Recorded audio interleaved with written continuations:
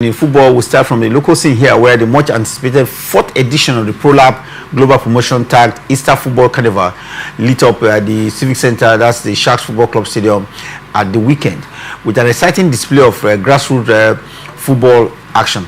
Mike, you were there in this tournament with that saw a round-robin format. What really happened? We saw that Crystal Palace, just a Crystal All-Stars, and just emerged as champions of the tournament. Yeah, it was a conglomeration of the ex-stars footballers, coming together via one umbrella to also continue to do what they know how to do best, but this time around also being colored with a little different spices in order to also seek how to bring up some of the young footballers and making them a professional footballers. And not only that, combining that with education, which is the bedrock of any society, to also achieve that particular aim. I was there, just like you said, at the Civic Center to cover that event. I saw a lot of scintillating display, great football from different teams, right from the round robin format until two finalists were produced. The Crystal All-Stars and Ijo All-Stars coming together after a keenly contested encounter. It ended goalless. They had to go into penalty shooter before Crystal All-Star, who are the defending champion because they won the third edition. This is the fourth edition. They actually won this very one as well to make it count, with a huge, financial incentive that comes up with it. So for me, I think a massive one for the organizers. And we just hope that they continue to do this in order to give some people hope out there.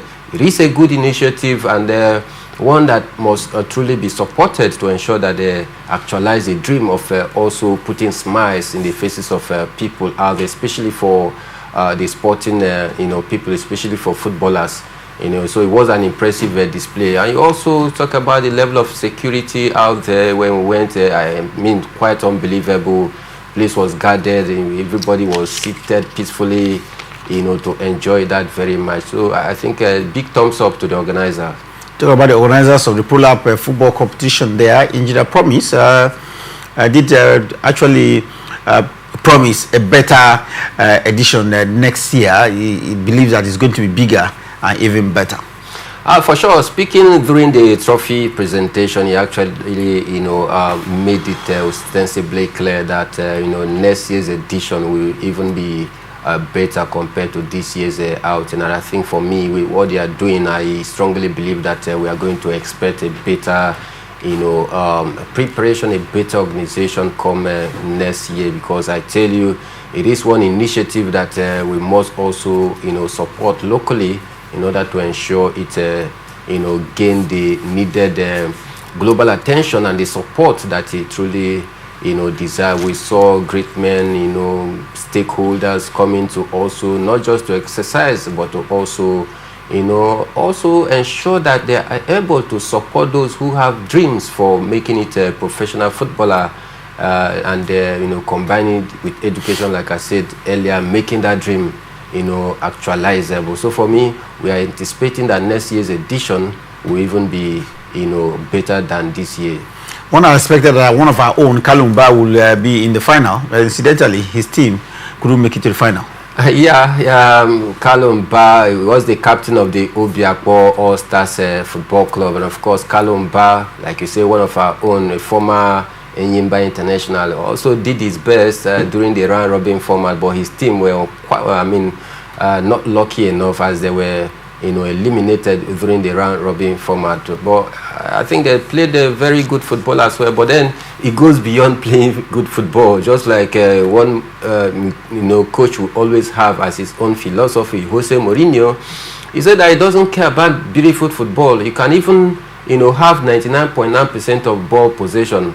And even if you care, you take the ball home, but he takes all 3 points. So that is what happened to Obiakpo All-Star. They played very beautiful football, but couldn't make it count because they lost a whole lot of opportunities, goal-scoring opportunities. So for me, I think a disappointing one for them. But then he also supported the winning team.